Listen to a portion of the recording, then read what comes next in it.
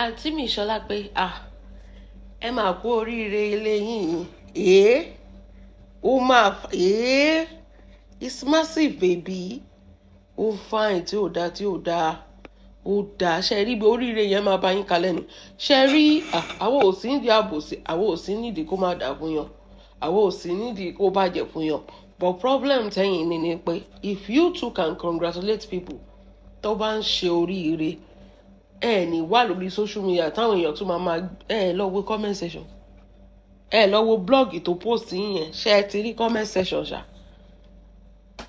People don't even appreciate what you do. Sherry, the reality and this is two different things. Tó bá jẹ́ pé Ìyábọ̀ ló gbérú ilé yẹn síta, ẹ máa fò bóde. Ó lọ rẹ́ǹtì ẹni, kò nílé, ó lọ jí ni, òun kọ́ ló ní, bẹ́ẹ̀ ṣe máa jáde nìyẹn. But when you see when it's yours now, people actually celebrate you. And nǹkan tó ń pè in life yẹn, it's so difficult that you can't see it. You used to be like ìwọ nìkan ló gbọ́dọ̀ máa ṣoríire èèyàn mi ò gbọ́dọ̀ ṣoríire. I don't understand that part about you. Ṣé kélé ìṣe kóníkálukú ṣe tiẹ̀ lọ́tọ̀ọ̀tọ̀ ìkan òdì kan lọ́wọ́ ni. You brought out a house ó fi láti ṣe displays bẹ́ẹ̀ ń tẹ people sórí irọ́. Can't we? Do you think we don't know what is going on? Mo ní tẹ́ bá ti lè ní ìdìbòdà láti lè máa jára náà lára ẹ̀ tẹ́ máa gbé síbẹ̀ tẹ́ fi ṣe decoration. Your reality is different from what you are displaying. The person we see every day, tó máa rùn pa, tó máa wọṣọ kan, tí ò ní wẹ̀, tí ò ní fọnu, tí ò ní, so it's different from what you are displaying there. That is not peace of mind. This is what people want to see. If that is how you are displaying yourself, ṣé wọ́n nìkan ló máa kọ́kọ́ máa ṣọ́ ni? Wo Bímbọ́ Afọláyan, ṣó ṣorí ibú bí wọ́n ṣe ń ṣorí ibú yìí. Wo bó ṣe she's with her husband, she's doing her business, ọkàn ẹ̀ balẹ̀, and she's inside her mansion. That is it. Ó fi rẹ̀ lọ́kàn balẹ̀, she's in her mansion, ọkàn ẹ̀ balẹ̀. But tá bá máa rí pẹ́ńsì báyìí wàá fò jáde, ọmọ kan, wọ́n èèyàn kan lóyún kan, Ìyábọ̀ fẹ́ pa eléyìí, Ìyábọ̀ ló pa eléyìí, àwọn kan máa kú tọmọtọmọ. Solape, you put yourself in a position whereby people can't congratulate you anymore. Àwọn èèyàn genuinely, they be like, kò sí nǹkan tó lè ṣe. Even if you work hard, your grace that follows achievement. Pé Ọlọ́run ṣe ẹlòmíì máa tún fi tèèyàn tọrọ tó bá rí pé ẹni ṣe dáadáa, but kò séèyàn tó fi tẹ̀. Tẹ́ bá lọ wo inú comment section yẹn, ó burú tàbàjẹ́. Àwọn Nàìjíríà ò dáa. Ó burú tàbàjẹ́. You have removed the grace that comes with séèyàn bá ṣoríire. Because táwọn colleagues ẹ bá ṣoríire, wàá máa tọpinpin wọn káàkiri. Wàá ní gist wà ló ń tọpinpin, eléyìí tó ń ṣe yẹn ń ṣe tọpinpin. Ìyábọ̀ gbé mọ́tò lọ sí event. Ọlọ́run mi ti ẹ̀ ronú mọ́tò, mi sọ pé mọ́tò báyìí ló gbé rí. Táwọn sọ pé mo ń wo ti mọ́tò tó ń gbé lọ event. Ìwọ ló mọ̀ pé Naira Marley ti lóru mọ́tò èrí, kíní kan ti lóru mọ́tò. Ṣé Naira Marley nìkan náà ṣe mọ́tò fún ni àbí bàbá Naira Marley ló ń ṣe mọ́tò? Téèyàn mi ò lè lóru mọ́tò. That is it. Nǹkan tó bá fẹ́ ṣáà ni wọ́n máa gbé fún ẹ. Owó lórí owó ẹ̀ ni owó ẹ̀ ló pa. Onítorí pé ó fẹ́ pa Naira Marley ló ṣe lọ rẹ́ǹtì irú mọ́tò tí Naira Marley. Ṣé Naira Marley wà ní mọ́tò? Because sometimes the way you talk, mo sọ pé wèrè ló lé ní ó lè balẹ̀ ní Lizzy lè bá sọ̀rọ̀ tó máa understand ẹ̀. Wèrè làwọn warriors yẹn. Because lè sọ fún mi pé I understand nǹkan tó mean by that. Wípé irú nǹkan tí Naira Marley gbé ní Ìyábọ̀ náà ló drop Ìyábọ̀ tó dé event tó bọ́lẹ̀ ẹnu mọ́tò. Ẹ jọ̀ọ́, báwo ló ṣe relate mọ́ Naira Marley? Because I don't understand. I honestly don't even understand that part. Báwo ni mọ́tò ṣebí transportation ni mọ́tò? Ṣé wọ́n kọ orúkọ èèyàn kan báyìí pé lágbájá nìkan ni kó máa kọ́kọ́ lò, òun nìkan ni kó máa lo Ferrari, òun nìkan ló máa lo eléyìí? Bẹ́ẹ̀ wo sunkún. Ìyábọ̀ ló wá bá ẹ nínú estate ẹ. Ìyábọ̀ orí pò wà nínú estate. You actually think that people's life revolves around you. Nǹkan tó máa ń rò nìyẹn. Ìyábọ̀ wọlé wá nínú estate ẹni. ó dẹ̀ tún fi estate yẹn kúrò ó tún nísinmi ó ní ibi tó lọ ó lọ rẹ́ǹtì ẹ̀ ní òun kọ́ ló ní kíníkò Lizzy báwo ló ṣe wá fẹ́ káwọn èèyàn celebrate wọ tí wọn náà bá ń ṣe nǹkan ayọ̀ that is it wo báwọn èèyàn tún ṣe ń sọ pé ìwọ kọ́ ló ní ìyẹn ló tẹ̀ tún fọ́ nísìnyí they were saying ìwọ kọ́ ló ní o kíníkọ nínú comment section. Because you have messed up yourself, you have messed up your life, you have messed up everything, every grace. Sori grace ó ju owó lọ, ó ní ìyẹn mọ́ rárá. Grace téèyàn bá carry, tó bá wọ pátá nìkan, àwọn èèyàn máa worship ẹ pé ẹni wo bó ṣe múra, kó jẹ́ pé pátá nìkan ló wà ǹdẹ̀. Grace yẹn ó ní. You don't have it.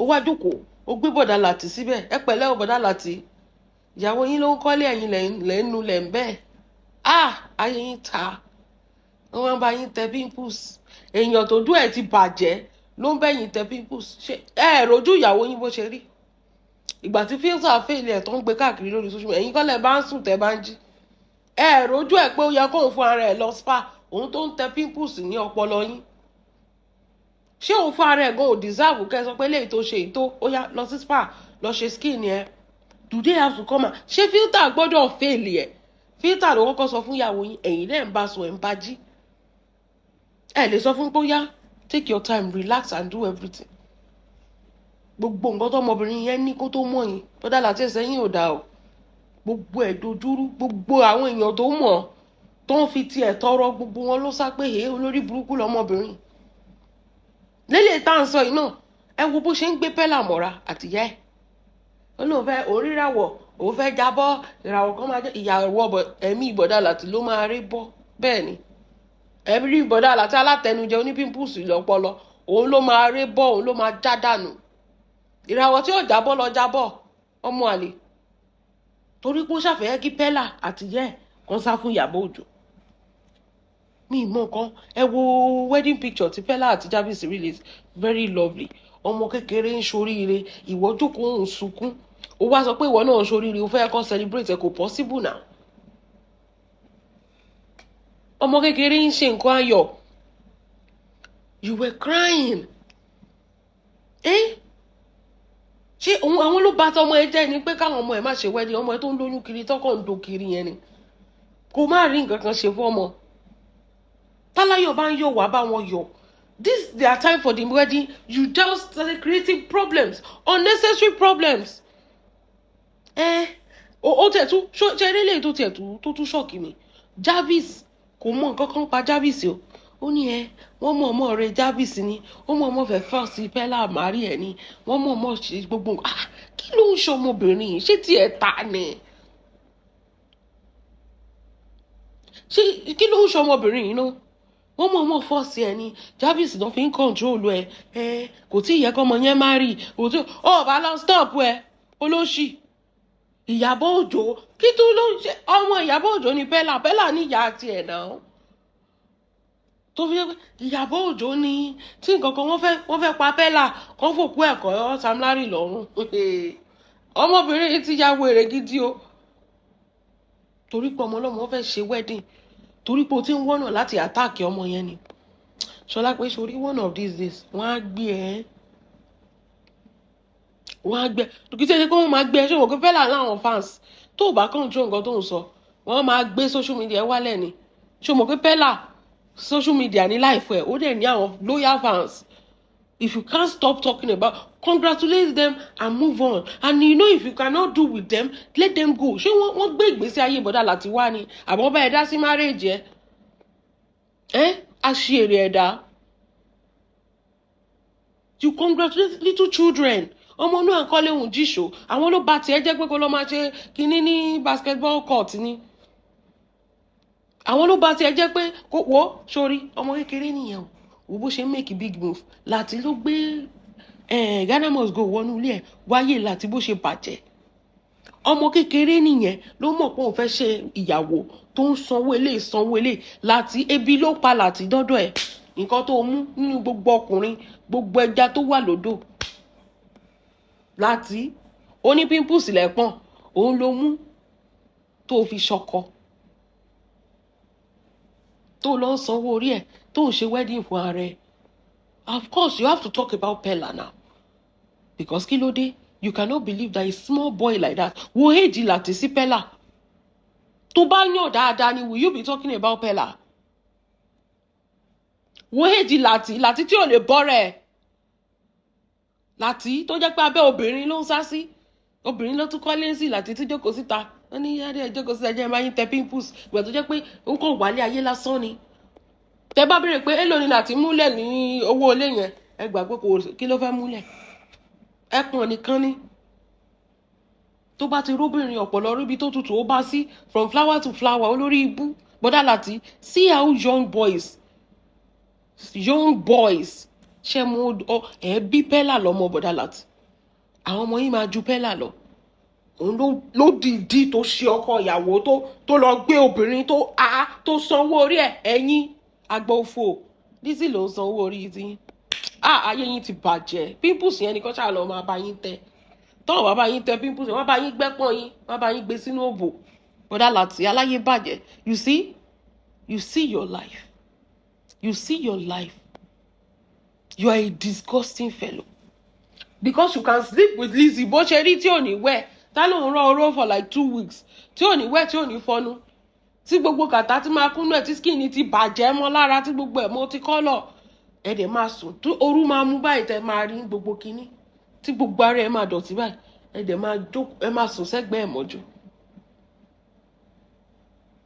ojú lásán gan ò ṣe é bá rú obìnrin yẹn sùn bọ́dá láti àti ẹ̀ tí yó náà ṣe mọ̀ pé alálẹ́ ló máa lọ́ mu pàràgá á ti yó kó tó délé sòkò ní rí Lizzy máa dàbí fine girl lójú ẹ̀ Lizzy máa dàbí fine girl òórùn yẹn gan kò ní gbọ́ mọ́ torí ọtí nìkan ló máa rùn lágbárí ẹ̀ ó máa bò ó ní ìgbà tó jẹ́ pé onídọ̀tí àtọkọ àtìyàwó disgusting souls disgusting people if you are sleeping with that thing that failed to take a bath ìyàwó yín billionaire àbí kí ló pe rẹ̀ gbọ́dá láti see your life inside the toilet wọ́n Lizzy jẹ́ kí sọ kí ní kọ̀ọ̀fọ̀ ẹ̀jẹ̀ tètè bẹ́ẹ̀ nínú jẹ́ ń sìn báyìí Pella ò lè fún ẹ ní invite o kó o sọ̀rọ̀ Pella from now to kini because I know you want to attach with the mother of Pella ò lè fún ẹ ní invite wọn ò ní gbé ẹ o òun ṣe yàn tó kí ló fẹ́ pè ẹ sí nǹkan aburú bí a tó bá jalè inú ìdùmọ̀ta wọ́n sọ pé àyàn kan tó kọ́kọ́ jalè inú ìdùmọ̀ ibẹ̀ yẹn nìkan ni àwọn bíi burúkú ló máa wà involve bọ̀ Pella ò lè pẹ̀ síwájú bí rere èèyàn mélòó ló ti pè ẹ́ ibi tó ti ń ṣe nǹkan rere ó ò lè sìn bẹ́ẹ̀ ìwọ tó sọ pé wọ́n máa kú kó wá lọ débẹ̀ yẹn kó wá lọ tán láì kó wá rí Ìyábọ̀ Òjó kó wá bùjẹ kó wá da gbogbo bẹ̀rù ara o wọn ò lè pè ẹ́ ó yẹ láwùjọ yẹn àwùjọ àwọn ẹranko bẹ́ẹ̀ ni àwùjọ àwọn ẹranko bíi warriors ibẹ̀ ló ti yọ kó máa analyse wò ó sórí wedding ojú ẹ̀ àbò wàá analyse bí torí queen mother òun gangan ni godmother Pella wàá wò ó dàbẹ́ ni pé another Priscilla's wedding ni bó ṣe rí nìyẹn ṣe mọ bí wedding Priscilla bó ṣe kárí ayé eléyìí náà ọmọ ológo lórí TikTok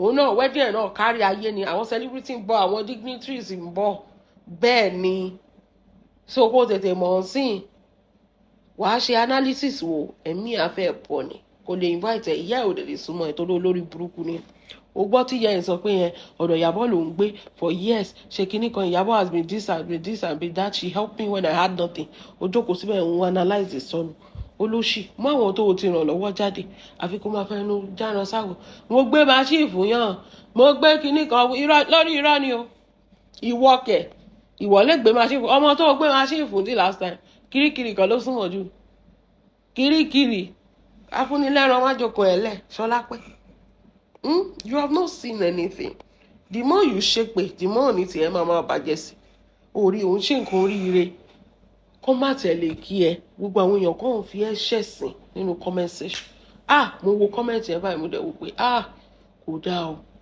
àwọn èèyàn fi ẹ́ ṣẹ̀sìn because why what you are portraying on social media ó ti affect reality ẹ either you like it or not orí burúkú tó ń ṣe yẹn it has affected you negatively wọn tẹ̀ lè fi irú tiẹ̀ tọrọ kí lèèyàn fi lè tọrọ lára ẹ Solape kí lèèyàn fi lè tọrọ lára ẹ wọ ara ẹ dáadáa kó wò pé kò sí wọn ò fi tọrọ.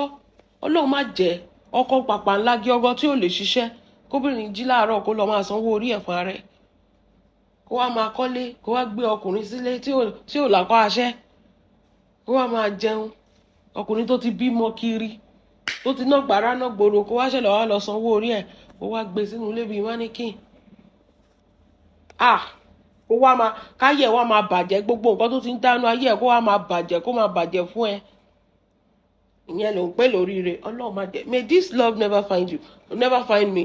Sórí ìwọ àti láti ẹ̀yin nìyẹn. Ẹ kú oríire, ẹ kú òṣì.